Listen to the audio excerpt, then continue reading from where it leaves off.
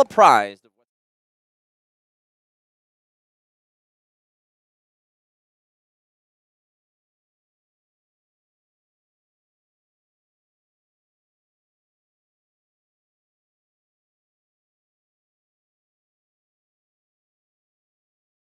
Of course, there it is. Boom! Well, don't you love to see it? 9-1 Jacob Baugh playing against Pat. We saw Pat earlier in the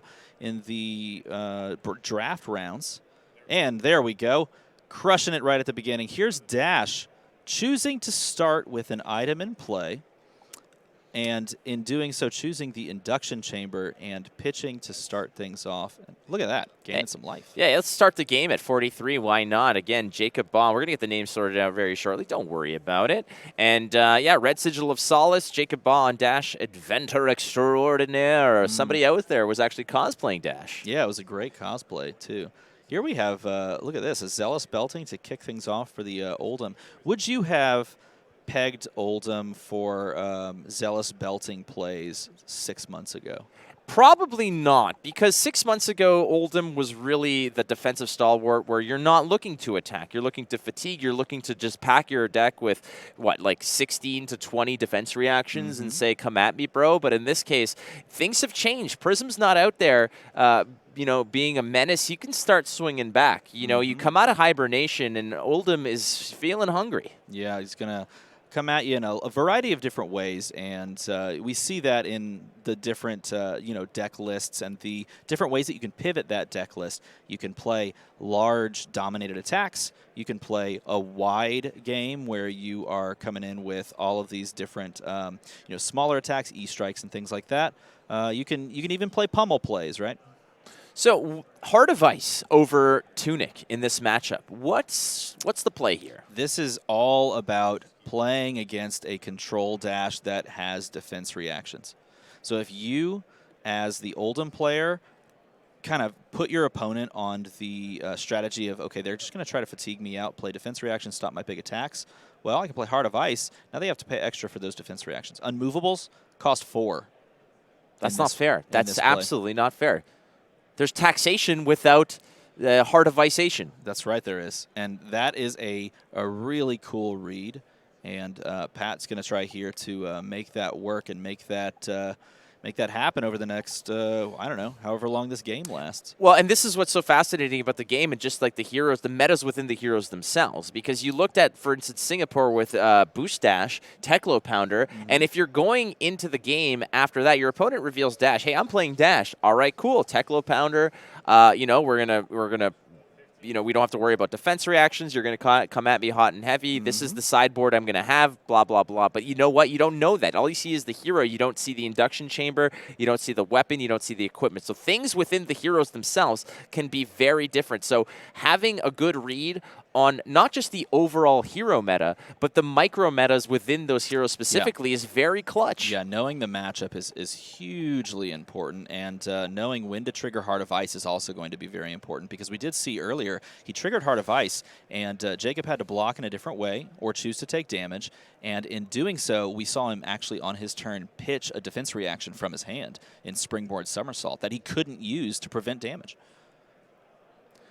Again, this is round 11. Pat Eshghy 8-2 versus Jacob Baugh at 9-1. We just walked through quite the matchup of Daniel Rutkowski going a perfect 11-0 versus the wonderful Brody Spurlock, who's down to 9-2 now. Yeah, and here we have a play with Spark of Genius going and fetching not a third copy of Induction Chamber, but which is most likely correct, the second or the first, the Chargy Gun. I forget what they call that thing. Why am I blanking on the name of that? Plasma Purifier. There it is.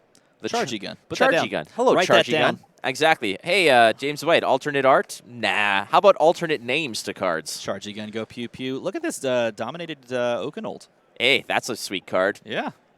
Almost as hey, there's a crippling crush. Hey, would you look at that?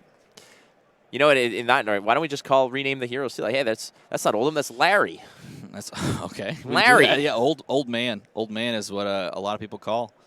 So this is what's always interesting. A lot of the sort of accounting and bookkeeping that needs to be done, shifting the tokens left and right and center here, and ultimately, what is the build-up here for Dash? What is the ideal setup to really just close out this game? What is Jacob digging for in terms of items? Yeah, so what you're doing is you're defending these major attacks, and then on your turn, you're pitching blues to basically load steam counters onto things like Induction Chamber, which can attack, react, and give your pistol go again.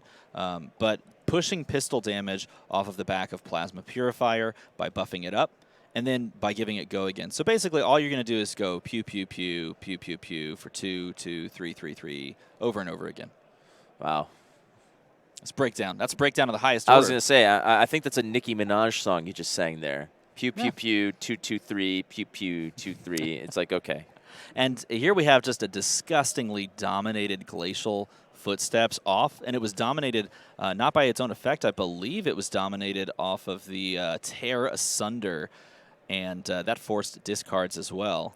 So this is what you're talking about here, because that was a very devastating attack, but look at the work that can be done off of one blue pitch. He's going to fire the pistol, and this time he did take the Plasma Purifier, which means this pushes for 3 instead of 2. And then he can attack react with the Induction Chamber to give it go again, and then go again for 3, loading it back up and firing it again. Then he could do that same thing again if he wanted to. This was a consideration for me when I was preparing for Canadian Nationals and putting something like Smashing Good Time in my practice and my testing and such. Having one Smashing Good Time to take out a Plasma Purifier definitely did help out, to the degree where I was like, putting 2 seals the deal. As people say, well, Teklo Pounder is not something that you really have to care about. You're just going to beat him up. But what about Fatigue Dash? It's certainly a consideration. Items are crazy, and you know what else is crazy? A red pummel on top of a Command and Conquer. Yep, the pummel plays come across. That is a huge play. He's going to get rid of the E-Strike from the arsenal. He gets rid of the that all you got. Your spoiler card had to go, unfortunately, being a defense reaction. Sometimes that's a good thing, and then sometimes Heart of Ice says nope.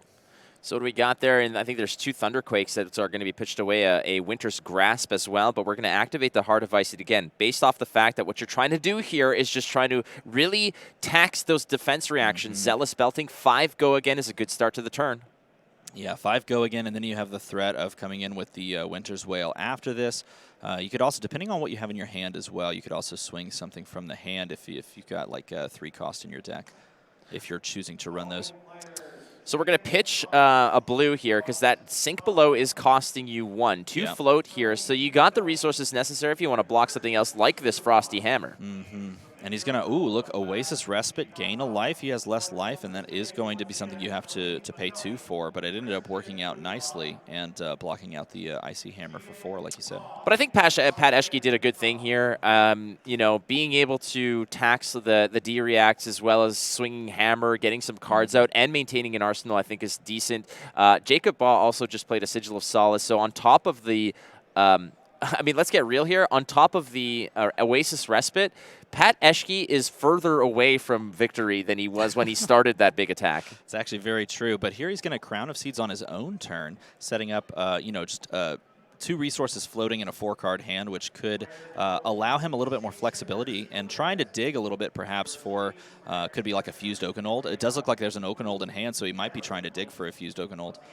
We're going to find out exactly how this is going to be looking. Unfortunately, I don't think that the right elements were in the hand here, but a Spinal Crush is good enough.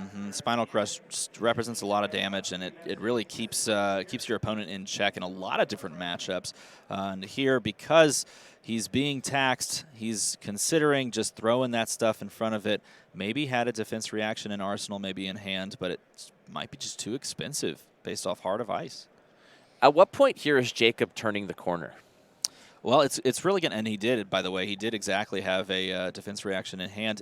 It's really when you start to really stack those Plasma Purifiers and those Induction Chambers up. And this is the point where you can actually really start to threaten the damage. If you can take a couple of turns where your opponent doesn't necessarily push a billion on you or dominate or on-hit effects, and instead you can reload all of your stuff and push 3, 3, 3, and start to bleed their life total down over the course of a few turns, you can get to a point where they just have to start committing cards from hand. Terra Sunder opens the turn, again giving the next attack +1 and dominate. If it's a Guardian attack, that includes the hammer, so this is going to be 5 dominate on hit, discard 2 cards. The Heart of Ice activated to open the turn as well. And I know you've been big into playing Oldhim lately. What is your favorite overall play when you get to sit down to the table? Is it something like a Terra Sunder? Is it something like an Oaken Old? I really do like having a turn where I open with like Zealous into like a Sledge. It's 2 blues, it's a 5 with a go again, and then a Sledge to follow it up. It's a very efficient play with 2 awkward numbers. I mean, 3 is not necessarily, 6 is not necessarily awkward, but it's still a big attack. But I mean, how do you say no to a red pummel on top of a fused Oaken Old? It's like the best thing ever. I can totally see that. Now here he's choosing to block with Teklo Foundry Heart, as well as the Ironhide Gauntlet, and I think he also committed a block with the, is he playing Skullcap up there? But it doesn't even matter because there's a Pummel, and it doesn't even matter because there's a Fate Foreseen. And it doesn't even matter. And they just said, hey, I play a thing, you play a thing, we just pass. Yeah, I mean, in the end, it doesn't even matter. And that's right. In the end, it doesn't even matter. And we've come so far. And okay, we're gonna move on. All right. Hey, and so now he's going to. There's booze from the side booth over there. There's booze for you. You can mute me anytime, production. Okay. He's gonna. This is the kind of turn that Jacob needed. Is that sequence of events so that he could have 2 cards to pitch resources and load up all of these steam counters. Commit to these very powerful pistol attacks, because here popping those plasma purifiers means that every pistol comes for 4. Looks like Briar. Yeah, it's pretty nasty again, but the Briar comes in with 2 ways. Bread and butter on that one. This one's just a slice of 4 with a, we're going to go ahead and, again, one of the major elements to Oldham's overall defense against the pistol mechanics is basically the Rampart of the Ram's Head and the amount of chain breaking that occurs in order. So Rampart of the Ram's Head can sometimes account for 6 or even 10 block in certain cases. Yeah, and from the dash perspective, you have to be very careful with how and when you load and when you unload those items. Because if you have to commit a full hand to blocking, sometimes you need those items loaded up so that you don't have the issue of, well, I actually can't return any volley whatsoever, and I struggle to commit. At this juncture here, again, Channel Lake Frigid gets the counter. The play is over. It's going to go to Jacob here. The Frostbite is in effect. And 3rd Plasma Purifier. And I'm telling you, when it comes to... This is a good one, but this was so good in other junctures. Oh, baby. He drew a word from the hat, and he's got to use it to describe the play currently. I do have to describe the play currently, and honestly, sometimes when you're just trying to go out there and you know, effectuate a plan and convert on a win, it's the cards that are being presented. If it gets into your mind, sometimes that psychological assault is just some sort of unintentional offense that you're presenting to your opponent to just convert it. Now, this Channel Lake Frigid is taxing the defense reactions, so he is paying for both of these. He is probably wishing that this Sink Below and Fate Foreseen were things that were more like Reckless Swing and you know, unintentional offense like Sigil of Suffering. See, that's how you do it. Yes, but now you're bringing in heroes that don't even are not even part of it. Like He's wishing. Why don't you just talk about the Green Ranger again? I'd talk about the Green Ranger. That sounds like a great time. Oh, so at this juncture here, again, Pat Eshghy has to figure that his time is running out. You're staring down 3 Plasma Purifiers, 2 Induction Chambers. That pistol is going to be coming in so hot and heavy that you got to think that Pat Eshghy is going to be shaking in his khakis. Well done. Thank you. That was a solid one as well. That was a good recovery. You got it. Okay, so he's coming in for 64. No, 10. He's coming in for 10, and this is the reason that you use Heart of Ice, because the Arsenaled unmovables are huge in this matchup. If you can find unmovable Arsenal it and play it on these giant dominated attacks, then you have the capability of just stopping in your tracks the Oldhim player, and that's why Heart of Ice is this really interesting pivot for Pat. And there he was able to, I believe, use the unmovable to stop a bunch of that damage. And there's so much going on here, so many counters being thrown around, and ultimately at the end of the day, the bottom line is that pistol's coming in for 5. Yeah, this is the moment that you were talking about earlier. How do you turn the corner? Well, you play 3 plasma purifiers and you say, take 15. That's kind of how you do it. If Pat Eshghy Pat Eshghy in this case must be just hoping to find that Okanold with a fuse, and maybe he tanks the damage and turns the corner. But ultimately, like you said, you only need, like, what, 3 or 4 pitch to get through this? Let's say if you want to present a pistol for 5 3 times, you need, what, 5 pitch, 2 cards? Yes.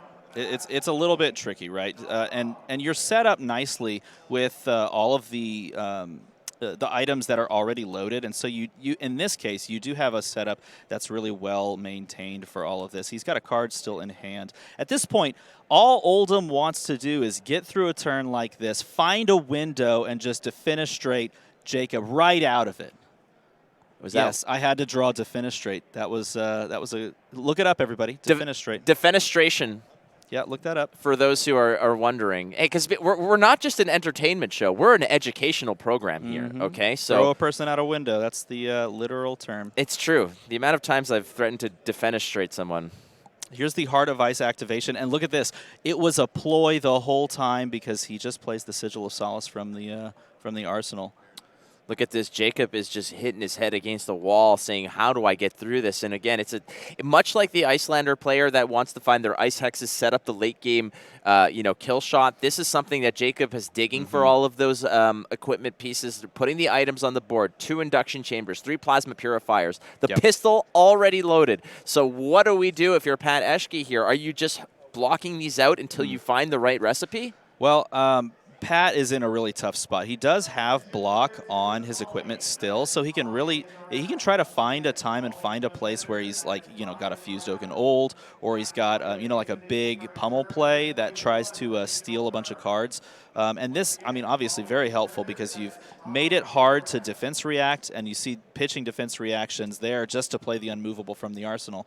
That's the kind of thing that he wants to do, but at this point, Jacob has gotten so set up with plasma purifiers and the attack react induction chamber that at this point it's almost too difficult to overcome. He's literally 1 card away from that full combo, finding that third, if he is running a 3rd copy of the induction chambers. Some people love seeing, was that a springboard somersault? Yes. Yeah, it was. Where do you see those cards except when you're turtling up, right? So there's a big one. That is Spinal Crush. Spinal Crush? Yes, it is Spinal Why Crush. did I think it was something else? Either way. You're probably thinking about this as Spinal Tap. Yeah, it's possibly true. But there's a far fewer number of tiny Stonehenges on that card.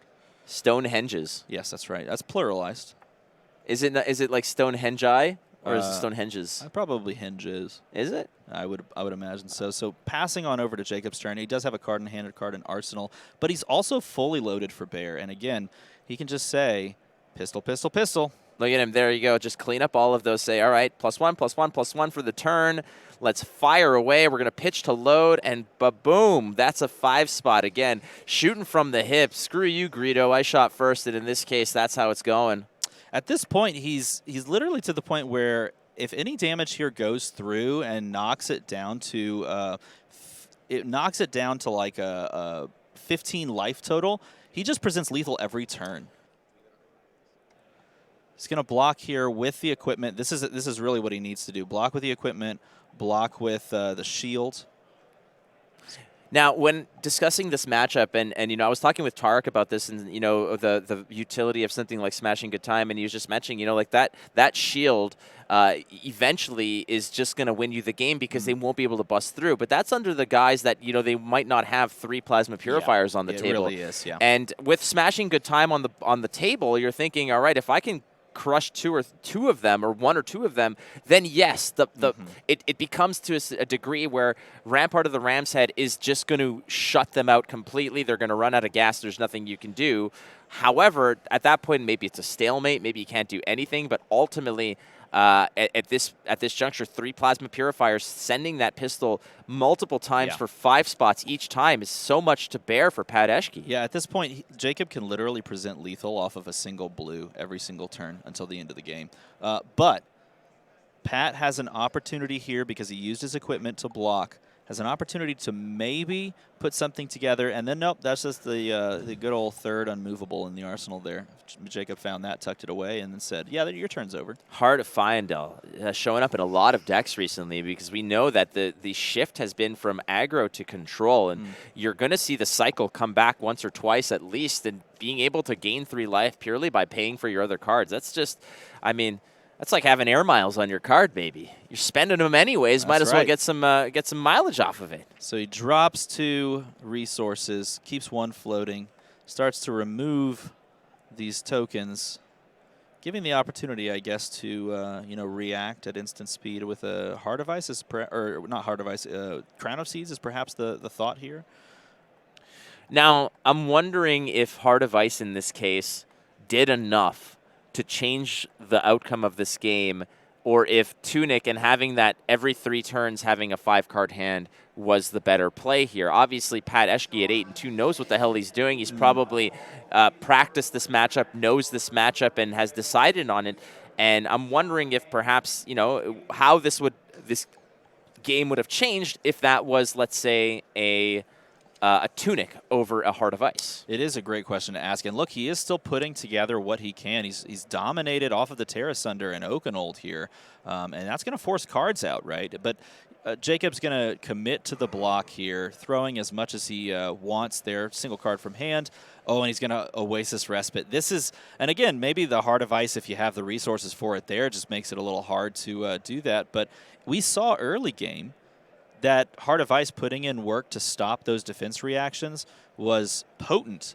But Jacob just pitched them later, set up these items, dug a little deeper for those items to come down, and then getting the plasma purifiers first or quickly allows him to set up this end-game state in a way that we haven't seen on stream yet. Let's talk about the defensive capabilities of Jacob's deck here. We've got 3 Sigil of Solace, that's +9 life. We've got 3 Fate Foreseens, 3 red Fate Foreseen, 3 red Unmovable, 3 red Sink Below, 3 Oasis Respite, 3 Feindel's Fighting Spirit, so that's life gain if necessary, 2 red Healing Balms, you've got 3 yellow Springboard Somersaults, 3 yellow Feindel's Fighting Spirits as well, 3 That All You Got. I'm trying to look if there's anything else here that's giving him love. I mean, the Heart of Feindel, obviously, but you're blocking the hell out of this game. Yeah, this is not a hybrid dash deck. This is by far the most control that you could possibly include into a deck, and your game plan's the same in just about every matchup. Is set up this crazy combo on the board and then just take it to whoever you're up against. The issue I find is that when the meta shifts too heavily towards control, you've got Oldhim, which can do both, and Oldhim, even in mid-range form, is always threatening to go to time in certain games. And if you're playing against a dash that's really shutting the door, at a certain juncture, you need to know your deck inside out so that you can really convert on your turns in short order, because the clock is basically everybody's overlord in this case. You are very correct, but look at the way that Jacob is playing this. He's playing it quickly. Yes, we have sped this up a little bit, but he is playing this incredibly quickly. He knows what he's digging for. He knows what his setup looks like, and he knows that if he can set these purifiers like he's done, then his damage output each turn off of like a blue or 2 blues is too much to deal with anyway. I do also want to point this out too. In day 1, just keep this in mind. In day 1, we only had 23 dash players enter this event, and here in day 2, only 7 of them converted. Jacob here playing a hard control style dash with as much life gain as you described, sitting at 9-1. Maybe found out something that a lot of people haven't picked up on. Dash is a hero that I've played against a lot. I don't have the legendary equipment for her, so I haven't been able to really play her, but I've always been fascinated. It seems like, I've been a control player at heart my whole life.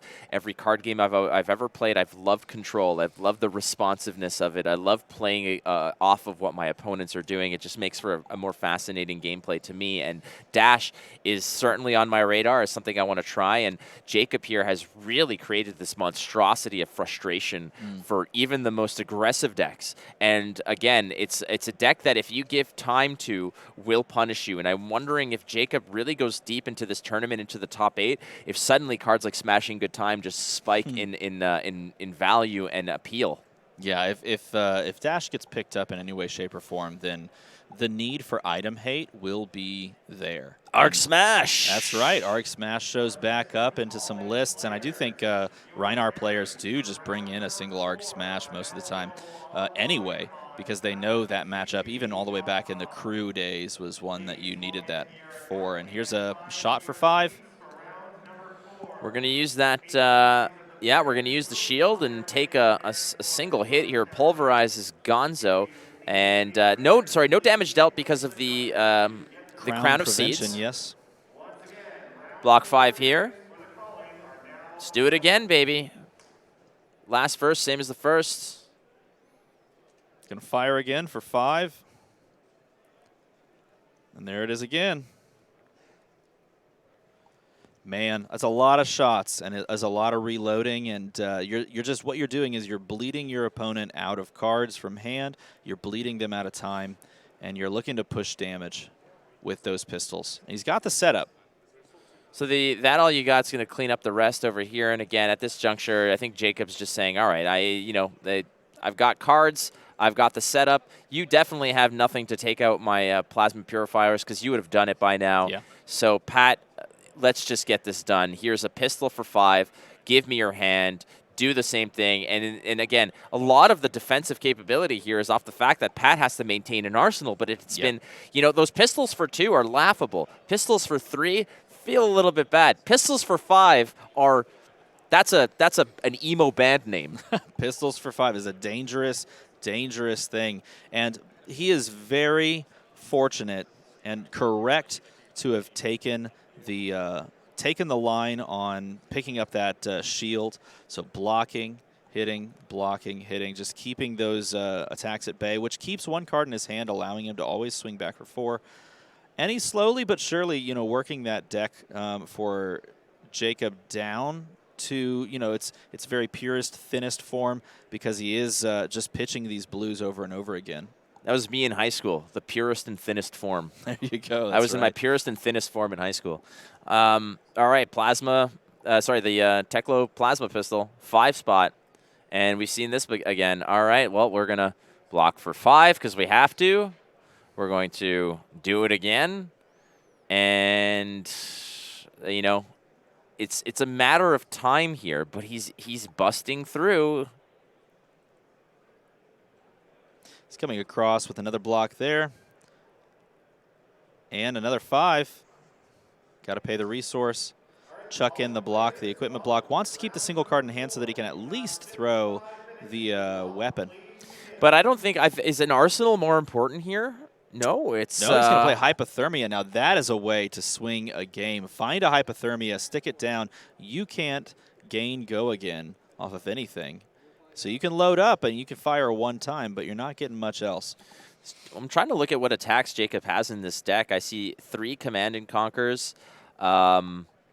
He's got several of the blue, just general good mechanologist attacks, but and he plays another Hypothermia. So he's buying himself, or maybe that is the Hypothermia, he just moved it over, but he's buying himself just another turn off the back of this huge onslaught. And he's going to have to commit the blocks here, because he is sitting at the precarious 1.